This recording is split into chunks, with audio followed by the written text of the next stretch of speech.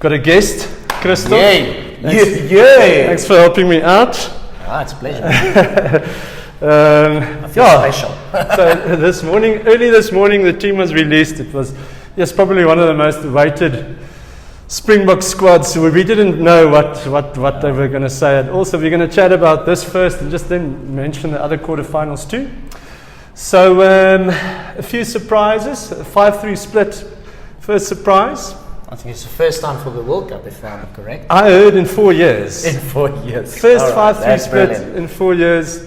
Yeah, it's an interesting one, man. I don't know. I think everybody waited for the squad announcement. I think that was the most fun for me to wait for that. But a reason for the 5-3 split? I think it would have been a 5-2. A 6-2 split because I think because of kicking wise, Pollard wouldn't have made the squad. And I think it's a good choice because it makes it better. Because I feel the same way about Manie Lebok. I think he has played good rugby. I think the only things you can't win the big games, these games without a proper kicker. So if it doesn't come through, at least we got it. Otherwise, I think it would have been a 6-2 split, like you said. So if it goes south after 30 minutes, 40 minutes, Pollard comes on. Someone said, one of our colleagues, we were chatting earlier, he said that Manie has to make that first kick to give him and the team confidence, because you must remember that if he misses the first kick, then everyone's going to be like, oh, here we go. That's the thing, and I don't know, even with the Tonga game, maybe it was a different game, but I think what happens with Pollard is he kind of brings that confidence, I think, to Manie as well, because Manie's kicks from the corner suddenly was he kicked quicker and he kicked more accurate. So it's I don't know, it's maybe a good thing. Puts a bit of pressure on him. It puts a bit of pressure, but it's good. That's always healthy competition. We know you need somebody knocking at the door, and I think it's a good thing. Maybe it's a good thing for Lebok. Yeah. Oh goodness, we've lost. There we go. That's it. Okay, just a glitch. And when the bench does come on, I think Pollard will give you that directness.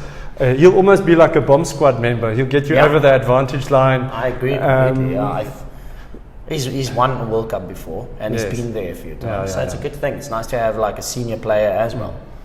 And Manie gives you the silky skills. Oh yeah. No, I know a lot of people has been complaining about Manie, and listen, I'm one of those guys. When he misses kicks, I'm Manie. But when he does play good, I'm always like, Manie. But you know, he's still a young fly-off, but if he's the fly-off for the future, I think it's a good thing. He has to play the big games, which is important, and it's great to have like a senior player there as well. Yes.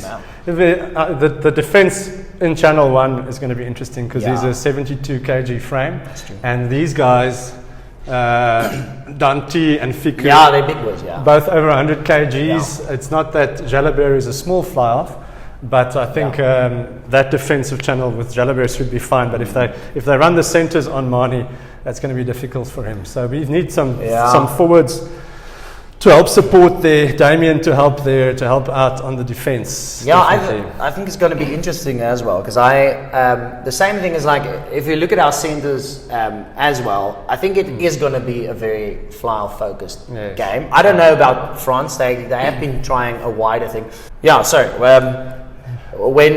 One thing I do remember is like France's most difficult game so far, except for the New Zealand game, which wasn't one of the best games I've watched.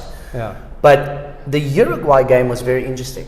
They struggled physically. So I think they struggled physically as well against a little bit bigger, more physical players. So I think it will be interesting to see. I think they're going to try their flashy thing. I also think with this backline, we're also not going to really keep the ball like too much shape. I think there's going to be some flair. We've got X Factor out wide.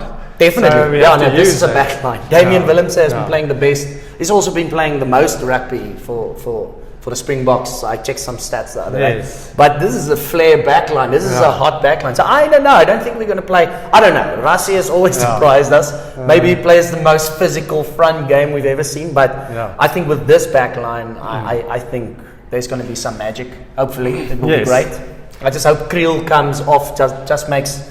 I think the red zone is where we took some shots with just decision making against Ireland. But threw the ball into Sia's face. And I think if we can just finish, I think we'll smash. I honestly believe we've got we've got it. Yes. But yeah. Kobus Reinach, head of FAF. Reinach plays in France, so he knows DuPont a little bit better. He's a faster player, quicker player, so maybe has a bit of more of a vision about DuPont's play. DuPont likes to carry the ball for quite a while before he plays his pass, makes quite a bit of the play himself, so that was an interesting call. But I think there's a lot of South Africans who would agree that said that, a lot of people said that they want to see Reinach as a first choice, and I wasn't upset. I was a big Faf fan. I'm still a big fan, but I think Reinach has been more clinical. He's been playing good rugby. His decision making has been brilliant. His kicking has been very good. Kicking especially, kicking from the base of the ruck to the halfway line. And even his up and unders, if you go look, has been better than Faf, which Faf was known for. So I think that's a good decision. I'm happy with the Kobus Reinach at 9. Gotta say we love Faf, but up and down. Yeah, it's very, very up and down. Up and down a little You're right there. Yeah, okay, the rest of it, the other one that's unlucky is Visa, not in the squad at all. I thought one of the big things we were lacking against Ireland is we didn't have a world-class fetcher competing at the breakdown. Yes. We got dominated at the breakdown. And I think that's where Kitsy comes in as well with Dwayne to play them all, because we don't have well-known fetchers in the team. So I agree. Because Marx isn't there. Which is a big loss. Which was possibly our best player going into the World Cup. I agree. So Dwayne, with his experience, with his leadership, we also lack leadership against Ireland. That's true. I completely agree with you. That I can take so many things out of our Ireland game, but I think leg-wise, I think we in the quarter we're actually in a better space. I think Ireland beat France a lot with the more physicality, the more structure, which I think we will bring, and I think we have a better chance to maybe beat a good French team, and also a home game. Yeah, it's I don't want to say anything. Listen, we've got to say we back the Boks, but in my mind, this is a very good team. Very good team. Big physical players. Yes.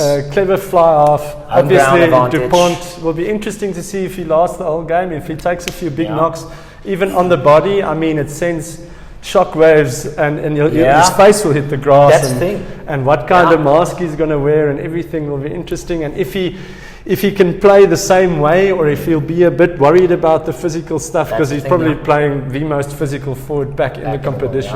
And I think there will be a lot of pressure put on him. Will be a lot of pressure. Well, I still believe this is a very good, very good team. Very, very, very, very good team. But my honest opinion, I think backline wise, I feel like the French flair is there. They're good at it. But I would love to see, because this is a very big physical pack. Yes. If we are gonna, I feel like even though we've got Le Boc, I believe we'll take the penalties. But I would like, and a lot of people would say that, to in the first 20 minutes, put it in that corner. Put the pressure on him. Keep pushing. That has worked. Every time we've done it, even in the island, the last minutes, when we started putting it in the corners, that's when it started going well. And I think you have to break down a little bit pressure. I remember New Zealand's first 10 minutes against France. It felt like that. And then suddenly the forwards were nowhere.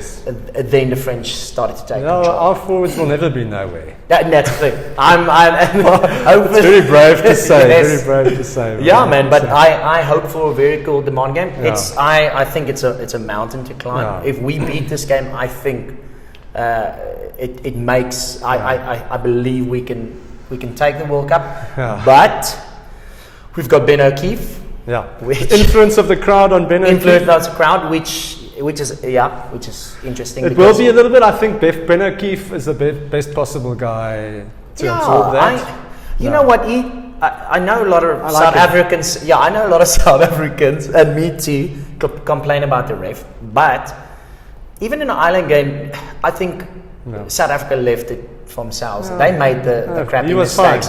They didn't make. And his decisions weren't that. Weren't that shocking. It was a little bit. I honestly believe, and that's my honest opinion, I think South Africa lost that game by not. We've had so many try opportunities, like 3 times we could have scored tries. We didn't kick the penalties, And then you want to, in the last 5 minutes, I think South Africa lost themselves. A little bit of that, nothing serious. But if you, like I say, if you want to be the best, you got to beat the best. Exactly. And beating France in France, home ground advantage, you have to go and you have to smash from the start. You can't let them play. I think we just have to be physically dominant on all fronts, and I think that's basically, we're going to have to play. Can I ask you for a prediction?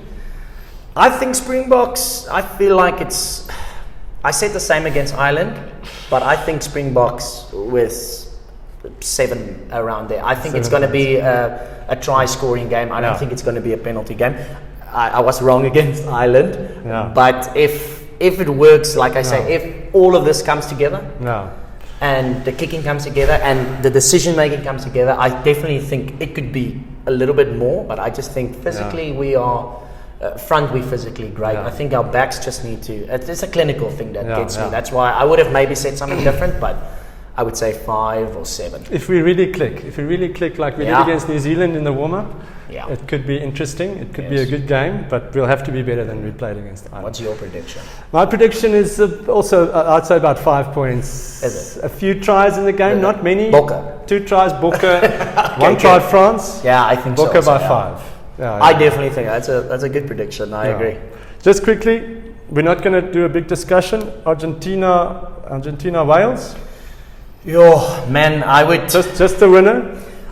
I'm going with Argentina. I feel like Wales is doing great. I think they are doing well, but I just feel like maybe Argentina might just win it. Maybe they haven't been playing the best rugby. Wales have been peaking, but it feels like Wales is their pool was a little bit more easier than the other side. So I would think Argentina. They've got a bit of momentum. Gatland is a wily old fox. That's true. I'm sitting on the fence with that one because I've got some Welsh guys. Is it? It could go anyway. Let me say Wales. I'm going to stick with the Argentina one, but I do believe that is most of the quarters except for one, I think, is very, very close. Wales and Argentina, I think. But I will go with Argentina. England, Fiji. You have to say England. We all hope Fiji. Yeah, listen, I've had this theory for a while now, and you don't go play a World Cup and you play your A team every game, and I think it's caught up to Fiji now. I think the players are tired. I think the bodies are sore, and I think definitely England's going to pull that one off. I think playing your best team every game. All Blacks Ireland. Well, Ireland look at the best team every game. And look at the injury Niggles Ireland's got. You know, they had an idea. But it's difficult. You're playing so many minutes. World Cup isn't easy. It's not. I still say Ireland. I know most people will say all Blacks. I think Ireland's going to win that game. It's only James Ryan that was out in the end. I don't know if James Lowe and Mac Hansen are fully fit, but they're in the starting lineup. I think Ireland, just to pip that one. I think structure-wise, I honestly believe Ireland will definitely pull it off. I think they are, they've got a good structure, and I think New Zealand hates that structure. Yes. And if the game gets loose, New Zealand, but I honestly believe, I think it's going to be tight in the beginning, but I think Ireland will pull through. I think the structure is going to kill them, and the fitness, because New Zealand doesn't look that fit. And the forward pack is not what it used to be, I think. Yeah, definitely not what it used to be, Okay, go Polka.